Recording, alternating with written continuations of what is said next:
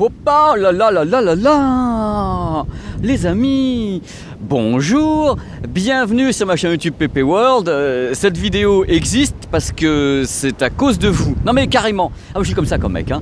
Parce que vous avez été des dizaines, voire des centaines à me dire, mais alors mes PP, 2020, on annonce l'année du 8K, le 8K avec les JO de Tokyo, avec le satellite, même chose. Est-ce que le Blu-ray va virer 8K? Est-ce qu'on aura maintenant, en 2022, 2023 ou je ne sais pas quoi, un Blu-ray avec une définition 8K? Eh bien, c'est ce dont on va parler dans cette vidéo. Et croyez-moi, il y a matière à débat. Attention, il va y avoir une surprise dans cette vidéo, hein. Il va y avoir une grosse surprise. C'est parti. On va faire le point ensemble sur la définition 8K. D'abord, mes petits loulous d'amour, le 8K, c'est pas une technologie, hein. C'est une définition d'image qui correspond à 33 millions de pixels, c'est-à-dire 4 fois plus de pixels que ce que vous avez actuellement en l'Ultra HD. 2020, à mon sens, sera l'année du lancement de la définition 8K. Pourquoi? Parce qu'il y a les JO de Tokyo. Croyez-moi sur parole, les Japonais sont entièrement prêts. Ils ont les caméras, ils ont tous les systèmes derrière, les régies et autres, et ils diffusent déjà depuis presque un an en satellite en 8K. C'est-à-dire qu'eux, ils ont déjà une des chaînes de la NHK, qui est en 8K. Ils diffusent des documentaires, des reportages, des émissions en direct. Alors après, vous dites, oui, alors la France, si, ça. La France, c'est un des marchés pilotes du 8K. Vous avez une vidéo sur cette chaîne qui doit être par là, avec justement Roland Garros, avec les essais de France Télévisions, avec justement les Japonais. La France est super bien placée pour les essais techniques de captation en 8K. Captation, on peut pas encore, on n'a pas nous les réseaux, les infrastructures pour balancer du 8K dans l'espace. Arrive maintenant la sordide question que tout le monde se pose, ça taraude tout le monde et moi aussi. Est-ce que le Blu-ray qu'on connaît, hein, qui est soit 1080p, soit Ultra HD 4K, va virer un jour 8K? Et je me suis dit, quitte à parler un petit peu de Blu-ray, de 8K, de cinéma, autant le faire quelque part que tout le monde connaît. Et ouais. Regardez, Hollywood, je suis carrément à l'os à Hollywood pour faire ce billet d'humeur. Tout à l'heure, j'ai eu la chance de parler justement aux gens de Sony Pictures et de Warner pour parler un petit peu de ça. Et la clé justement du 8K en Blu-ray, c'est la production de cinéma, puisque en fin de compte, le Blu-ray, quand on achète les Blu-ray, c'est en général les concerts, oui, pas beaucoup, les documentaires, pas beaucoup, des reportages, pas beaucoup, mais à 98%, on achète les Blu-ray pour avoir des films. Donc c'est parti, accrochez-vous, parce que je vais aller à la fois très grand public et à la fois un peu technique, qu'on mette les points sur les i. Parce que j'entends beaucoup de choses sur le 2K, le 4K, le 8K, le machin, le truc. J'entends beaucoup de trucs sur la production justement du cinéma. Et on va essayer dans cette vidéo de faire le point là-dessus, sur ce qui est la réalité justement de la production hollywoodienne et ce qui se passe dans les salles de cinéma. Coucou! Être ici aujourd'hui me donne une occasion absolument extraordinaire de vous parler du cinéma numérique aujourd'hui en 2020. Comment est-ce qu'on réalise techniquement un film en 2020? C'est tout simple, le cinéma, ce n'est pas de la télédiffusion, ce n'est pas du broadcast, ce n'est pas un tournage d'une émission télé, ce n'est pas une série télé sur Netflix, ça n'a rien à voir. Parce que le cinéma est tributaire d'une chose, des salles de cinéma et du matériel dans les salles de cinéma. En effet, les salles de cinéma sont équipées majoritairement en 2K. Je vais vous expliquer pourquoi après, vous allez sauter en l'air, 2K c'est pas assez. Attendez la suite de cette vidéo, vous allez comprendre les choses. Donc, la production se fait globalement, majoritairement en 2K. Ici à Hollywood, comme partout dans le monde, c'est en 2K qu'on réalise le master intermédiaire, donc la copie de travail. Et ce, même si on tourne avec des pellicules, on tourne en 8K ou en 6K ou en 4K, on ramène tout en 2K pour ajouter l'étalonnage des couleurs, les effets spéciaux et tout le tremblement. Et pourquoi est-ce qu'on fait ça? Pourquoi est-ce qu'on reste malgré tout en 2K? Vous allez comprendre pourquoi et vous allez tomber de votre chaise parce qu'il faut en parler un petit peu de tout ça. On fait ici aux États-Unis, à Hollywood et ailleurs, on fait des séances de tests. On met le public dans des salles de cinéma ici à Los Angeles avec des petits Bristol et on balance des images. Oh, plein d'images, des couleurs, des machins, des trucs. Et on s'est rendu compte, horreur, effroi et désolation, que la plupart du temps, les gens ne faisaient absolument pas la différence entre le 2K et le 4K. Pourquoi? Eh bien écoutez, c'est tout simple, car dans les salles de cinéma, c'est du matériel professionnel. Et quand je dis professionnel, c'est du matériel extrêmement sophistiqué, extrêmement puissant. Les projecteurs, c'est 10, 15, 20, 30 000 lumens. La colorimétrie, c'est sur 14 bits. Bref, super haut débit numérique. L'image est extrêmement impressionnante dans les salles de cinéma. Que ce soit du 2K ou du 4K, les gens ne perçoivent pas cette différence de définition. Ce qu'ils voient directement, c'est « Oh là là là là là, mais c'est pas possible !» Les couleurs, la luminosité, on s'en prend plein la tête. Avec les salles Dolby Cinéma, maintenant, on a un contraste absolument dingue d'1 million sur 1. Les gens voient ça. Ils sont pas en train de détailler, ah bah tiens, c'est du 2K, du 4K. Est-ce qu'on voit mieux les rides? Est-ce qu'on voit mieux ci? Est-ce qu'on voit mieux ça? Non, le public ne le fait pas. Donc tant qu'il n'y a pas comme ça un élan disant qu'il faut absolument passer en 4K parce que tout le monde gueule, je vois pas pourquoi Hollywood devrait changer toute la chaîne de production pour aller vers le 4K. Ça coûte une fortune de migrer comme ça du 2K vers le 4K. Vous vous rendez pas compte? Il faut changer tous les bancs de production, il faut changer les bancs d'étalonnage, il faut changer les effets spéciaux qui sont faits en 2K. Petite anecdote comme ça, quand tout le monde dit que The Revenant est un super film en 4K, ouais, il est génial The Revenant. Alors il faut savoir que l'ours, par exemple, l'ours dans The Revenant n'a jamais été créé en 4K, il a été créé en 2K. Ils l'ont upscalé dans le master 4K pour que vous ayez un film en 4K. Mais les effets spéciaux de la création de l'ours en numérique, c'est en 2K. Ça a été fait à Vancouver et c'est ILM qui a fait ce travail. Donc pour tout comprendre du cinéma numérique, il faut vraiment comprendre un truc principal. C'est un secteur d'activité à part entière, c'est-à-dire tournage, post-production, diffusion en salle de cinéma, c'est un circuit qui est presque fermé. Ils travaillent entre eux, c'est-à-dire qu'un réalisateur d'un film ne va pas penser à votre téléviseur 16:9 ou quoi que ce soit. Il n'y pense pas. Lui, il pense salle de cinéma, 2K, 4K. C'est à ça qu'il pense pendant qu'il va produire son film techniquement. Et c'est à ça que pensent les studios ici à Hollywood. Bien sûr, il y a des productions qui sont faites par Netflix ou HBO en 4K, mais c'est pour une diffusion via le stream. On n'a pas le souci de la salle de cinéma, de son équipement ou un truc comme ça. Alors moi, la question qui me brûle les lèvres, parce que tout le monde me la pose, quand vous êtes Netflix, vous faites quelque chose, est-ce que vous avez les mêmes critères techniques que si le film sortait en salle de cinéma dans un réseau hollywoodien dit normal, linéaire? Je dirais qu'on a les mêmes minimums, mais qu'on est peut-être un peu plus haut même, parce qu'on demande la production en 4K. Et puis aussi vraiment un gros focus sur la HDR pour la diffusion sur le service. C'est très important de comprendre en effet pourquoi, à mon avis, le Blu-ray ne va pas virer vers le 8K, parce que eux, ils n'en ont pas du tout envie. C'est-à-dire, c'est pas envie, c'est qu'il n'y a même pas de demande pour le 8K. On peut très bien tourner en 8K, et là j'insiste là-dessus, parce que je lis des choses abominables. Oui, alors Avengers a été tourné en 8K, donc le film est en 8K. Non, non, non, non, non, non, non. On tourne certaines scènes en 8K, voire tout un film en 8K, pour avoir le plus de matière possible pour travailler après en post-production. Quand on tourne en 8K, des acteurs sur des filins avec un fond vert derrière, on peut zoomer dans l'image 8K, on peut vraiment manipuler l'image sans qu'il y ait de déperdition de qualité. Donc, qui peut le plus peu le moins, à Hollywood comme ailleurs, comme en France, dès qu'on peut tourner en 8K, on le fait pour avoir comme ça un maximum de matière pour travailler l'étalonnage, pour travailler les effets spéciaux, pour rezoomer, pour recadrer, parce qu'en 8K c'est facile. Alors ici une petite question pendant que je te tiens, il y a beaucoup de gens qui parlent de tournage en 8K, en 6K, les gens n'arrivent pas à comprendre qu'on tourne en 8K et qu'on puisse obtenir du 4K. Il faut peut-être leur expliquer, si tu le peux, comment est-ce qu'on travaille en effet la captation et pourquoi il est important parfois de partir du 8K pour arriver au 4. Avec le 8K, c'est-à-dire qu'on capture plus de détails. Avec le downscale, on arrive à une image qui peut être à 4K ou même à 2K, parce que bon, certains streams vont être en HD, qui retient cette fidélité d'image aussi bien que... et qui est bien meilleur que de commencer avec du 2K. Donc sachez un truc, c'est que ici, ils parlent même pas de mastering, de post-prod en 8K avec les films, c'est même pas envisagé. Ils travaillent majoritairement donc en 2K et en 4K pour certaines exceptions, certaines productions, comme les Star Wars ou autres. On a la thune, on fait ça en 4K parce que c'est une volonté. Mais globalement, la plupart des cinémas dans le monde vont diffuser Star Wars en 2K, puisqu'il y a très peu de salles malgré tout dans le monde. Je parle pas de la France ou des États-Unis, je parle monde. Il y a très peu de salles dans le monde qui sont équipés en 4K. On est encore en 2K dans la plupart des endroits du monde. Donc c'est ça qu'il faut voir. Comment voulez-vous que le Blu-ray disc arrive en 8K dans les mois ou années à venir, alors que la production cinéma n'est absolument pas en 8K dans le monde entier? Il y aura bien sûr des mecs qui vont réaliser de temps en temps un film peut-être en 8K, un truc produit par la NHK. Il va y avoir des documentaires qui vont se pointer en 8K qu'on pourra peut-être essayer dans 2-3 ans de mettre sur un Blu-ray disc, parce que les codecs évoluent. On pourra sur un Blu-ray disc qui fait 100 gigas ou 120 gigas balancer du 8K avec un super codec, il y en a qui se pointent en 2020, mais ça sera des cas particuliers, c'est-à-dire documentaire, sport, reportage, mais le cinéma qui est la base du Blu-ray disc n'est pas concerné, il n'est absolument pas concerné. Et tous les mecs que j'ai vus justement ici pour aller faire un petit coucou, ou bien que j'ai vus à Vancouver ou des trucs comme ça dans les studios, m'ont jamais dit on va faire du 8K dans les effets spéciaux, ils m'ont jamais dit on va étalonner en 8K en permanence, ni monter en 8K, non, pas du tout, on reste en 2K. majoritairement, et en 4K dans les cas exceptionnels où en effet la production l'oblige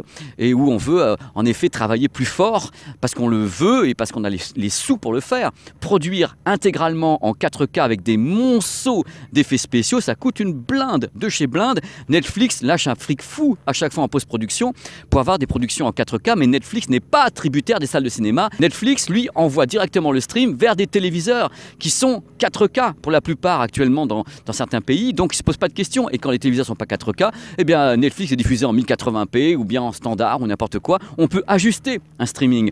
Salle du cinéma, on n'ajuste rien du tout. C'est-à-dire 2K ou 4K. On ne va pas redescendre en dessous. Mis à part le fait que je suis très très content d'être ici, j'arrête pas de gueuler et tout, c'est génial, tellement je suis heureux de faire ce billet d'humeur ici à Hollywood. Mis à part ça, je tenais quand même à vous dire que je ne vois pas quels sont les acteurs industriels qui vont se dire « Ah bah écoutez, c'est super, on va faire quelque chose, une levée de fonds, 600 millions de dollars pour fonder un truc 8K pour le Blu-ray, un nouveau support optique, alors que tout se dirige vers le streaming. » Je vois pas qui pourrait faire ça. Je veux dire, ça me paraît très fou qu'on le fasse, mais je peux me gourer. Attention, tout ce que je dis depuis le début, je peux me gourer. Et je pense pas qu'ils aient envie de ça, parce qu'il n'y a pas de demande particulière de la part du public qui dit « Oh bah ouais, mais non, j'ai vu le film, là en 2K, c'est pas possible. » Pourvu qu'ils soient en 4K, personne dit ça. Parce qu'en effet, quand tu es dans la salle de cinéma, que tu es pris dans l'action du film, que tu as un écran de 25 mètres avec une projection de 30 000 lumens, avec une colorimétrie 14 bits balancée avec un super débit numérique, tu te dis pas « Bah ouais, non mais l'image ça va pas du tout là. » Les gens se le disent pas. Truc que je voulais ajouter, super important. Quand je vous parle de 2K ou de 4K, je ne vous parle pas de vos téléviseurs ou du débit numérique de Netflix. On est en secteur professionnel. Les débits, c'est de la folie furieuse, c'est du matériel pro, des trucs qui crachent, du lumen de tous les côtés, des projecteurs qui coûtent 150, 200, 300 000, 400 000 euros. C'est ça le secteur professionnel. Donc le 2K, traité en secteur professionnel, c'est pas du 1080p de votre téléviseur, ni de Netflix, ça n'a rien à voir. On est sur d'autres normes techniques, c'est pour ça que les salles de cinéma sont capables de diffuser du 2K sur un écran de 25 mètres, parce que derrière il y a une telle patate, il y a un tel traitement numérique, un tel traitement justement de la colorimétrie que c'est extrêmement impressionnant, et c'est sur ce point justement que Hollywood est conforté dans l'idée de produire en 2K, voire en 4K exceptionnellement pour certains gros films, parce que c'est suffisant. C'est suffisant, il n'y a aucune plainte du public. Ok, Netflix fait quelquefois des films qui sont destinés aux salles de cinéma, donc les productions comme Scorsese ou autres, là c'est un fait, donc ils sont masterisés directement en 2K ou en 4K et balancés en salle de ciné. Mais globalement, Netflix, Amazon ou bien Apple, tout ce que vous voulez, ou Disney, ne s'adressent absolument pas aux salles de cinéma. Ils ont un circuit de diffusion par streaming avec un débit qui est entre 15, 20, 25 mégas par seconde pour les téléviseurs. Et le truc qui n'a pas vraiment aidé le Blu-ray disc, c'est l'abandon de certaines marques au niveau de la fabrication des lecteurs, avec l'abandon d'Oppo notamment, et de Samsung. Ça a quand même porté un coup au marché, surtout aussi aux États-Unis, où ces deux marques étaient extrêmement célèbres. Donc j'espère que ce que je vous dis vous permet également de comprendre pourquoi il y a un petit problème avec le Blu-ray disc, qui est l'Ultra HD 4K, c'est que la plupart des masters sont en 2K. Ils sont en 2K parce qu'en salle, c'est en 2K. Donc en effet, il faut faire un upscale. Un upscale, une conformation, un upscale en travail, et c'est pas un upscale qui est fait par votre téléviseur. L'upscale de 2K vers Ultra HD sur un Blu-ray disc, ça prend des jours et des jours pour faire un upscale professionnel derrière, pour essayer d'avoir le minimum de casse. Et c'est pour ça que je vous dis aussi que les Blu-ray discs qui contiennent des vieux films, donc tournés avec des pellicules 35 mm, 110 mm, c'est une véritable merveille, puisqu'on est sûr d'avoir un vrai Blu-ray disc Ultra HD 4K, puisqu'on a scanné la pellicule en 4K, où voilà, c'est une bonne façon d'être sûr de ce qu'on achète. Quand on achète Avengers ou certains films récents en Blu-ray disc Ultra HD, la plupart du temps, c'est un master 2K. Donc tout le dilemme est là, c'est à deux vitesses. Hollywood fonctionne à deux vitesses. Il y a une production qui est faite pour les salles de cinéma 2K, et de l'autre côté, les Blu-ray disc, ils doivent faire avec, puisqu'on ne va pas retourner le film pour qu'il soit tourné en 4K. Il a été fait en 2K. Tout ça pour vous dire dans ce billet d'humeur que déjà... Hollywood ne parvient même pas à faire passer sa production du 2K vers le 4K parce que ça coûte une blinde et qu'il n'y a pas de demande de la part du public, qui est content de ce qu'il a en professionnel. Alors imaginez le 8K, je veux dire, c'est même pas envisageable, ce n'est pas envisageable. Le 8K, je le dis, je le répète dans ce billet d'humeur, télédiffusion. D'abord le broadcast. En effet, le sport, les JO de Tokyo, il y aura les JO après de Pékin, il y aura les JO français après, et tout le monde est prêt en production à produire en 8K et à le balancer par satellite ou par tout ce que vous voulez. Bref, ça c'est la télédiffusion, le 8K. Il y aura les consoles de jeux, les smartphones qui pourront capter en 8K, tous ces trucs-là, et YouTube a des tas d'images en 8K fabuleuses. Tout ça c'est normal, c'est pas Hollywood tout ça, c'est des productions différentes, reportages, sport, des trucs qu'on tourne soi-même. Donc pour finir, parce qu'il faut finir à un moment donné, hein, sinon je peux passer 3 heures à vous parler en bas de mon Hollywood sign. Je peux me gourer, je peux vraiment me gourer, mais je ne pense vraiment pas que le Blu-ray disc va aller vers la définition 8K, parce que il est marié au secteur cinéma. Donc l'avenir dira. Alors n'hésitez pas, surtout n'hésitez pas à commenter ce billet, c'est un billet d'humeur, on est là pour en parler ensemble, d'avoir votre avis, on débat, la chaîne est faite pour ça et moi j'adore ça, puisque là je vous balance des trucs que je sais, parce que j'ai parlé avec les petits gars ici que je connais dans les studios, et c'est pour ça que j'ai essayé de faire ce billet, parce qu'ils m'ont dit des trucs, que ce soit en mastering ou dans la production d'effets spéciaux et autres, les mecs avaient l'air d'être totalement sûrs d'eux, et sûrs d'eux du fait que ça n'irait pas vers le 8K en post-production. Je quitte l'endroit avec regret. C'est ainsi que se termine cette vidéo. Je vous ai bien gonflé, j'ai dit plein de trucs, et voilà, c'est beau, ça sent bon le sable chaud, c'est merveilleux. J'ai tourné 2 heures devant ce panneau, 2 heures, ici, là, avec un temps de merde. Et j'ai fait mon discours, mon speech et tout allait bien. Je finis la vidéo. Je finis la vidéo avec ça. Je me dis, toi, t'as la shkumuna, mais incroyable. Il y a beaucoup de monde. Tout à l'heure, quand je suis arrivé, il n'y avait personne parce qu'il faisait pas beau. Et là, maintenant, comme le soleil est arrivé, ça y est. Hey, ils ont raison d'ailleurs, parce que là, c'est très beau, maintenant. Voilà, c'est fini. J'ai fini de gueuler. Je suis très content. Bon, il y a un beau ciel derrière, dans tous les cas, sur le Hollywood sign. Là, je vais repartir me reposer un peu et puis boire un peu. Parce que vu que je gueule tout le temps et que... Voilà, quand je filme comme ça, je fais 800 ans. Quand je filme comme ça, j'ai 12 ans. Et comme ça, je sais pas. Quand je suis plus dessus, dans tous les cas, j'ai 11 ans et demi. Hein. Vous savez, les angles de prise de vue, c'est incroyable. Vous êtes toujours plus gros ou plus vieux qu'en vrai quand vous vous filmez. Et puis, c'est triste. Quelquefois, je regarde les vidéos, mais je suis bouffi, j'ai 100 ans là. Puis je me regarde dans la glace, je dis, bah non, ça va. Parce que le smartphone est un gros salaud. Les optiques et tout, sur les smartphones, c'est quand même pas des optiques à 12 milliards de dollars. Donc, ça t'arrange pas toujours la tête. Hein. Voyez, j'ai même pas de ride. Pourtant, je devrais, hein, parce que avec tout ce que je bosse pour vous, le mec, l'ordure, le gros salaud. Allez, des gros bisous. Ciao. C'est la fin de ce billet d'humeur très animé. On en approche quand même. On en approche du sign de Hollywood. Mon idée, c'est d'aller faire une des images juste à côté. J'ai une voie qui permet d'y aller normalement, mais je suis pas bien sûr. Il y a des fois, ça bloque avant. Il y a des fois, on peut pas monter. Il y a des fois, parce qu'en fin de compte, les riverains ici ont tout fait, et c'est normal à la limite que pour que les touristes n'y aillent pas. C'est-à-dire qu'il y a plein de panneaux partout, ne pas vous arrêter, n'y songez même pas, faites demi-tour, get out. Tout est fait pour qu'ils restent tranquilles alors qu'ils ont acheté des maisons sous le panneau du Hollywood sign. Donc ils pensaient quand même pas, malgré tout, rester tranquilles longtemps, étant donné que tout le monde veut faire une photo là-haut, ou sur les côtés, en bas, devant, un peu partout, c'est merveilleux. Bon, on n'a jamais été aussi près, mais c'est interdit de se garer. Donc je vais voir comment je la joue, parce que j'ai vu des endroits un peu plus bas, mais ici ils appellent la police tout de suite. Hein. Donc c'est compliqué. Là, tu as toutes les variétés d'agaves du coin. Hein. C'est-à-dire qu'ils ont tout rassemblé au même endroit en disant, bon, c'est là, on va faire un petit best-of, et t'as pas les plus grands. Hein. Enfin... Côté agave, il y a des choses très balèzes ici, hein. Ils sont très imaginatifs, la nature est imaginative.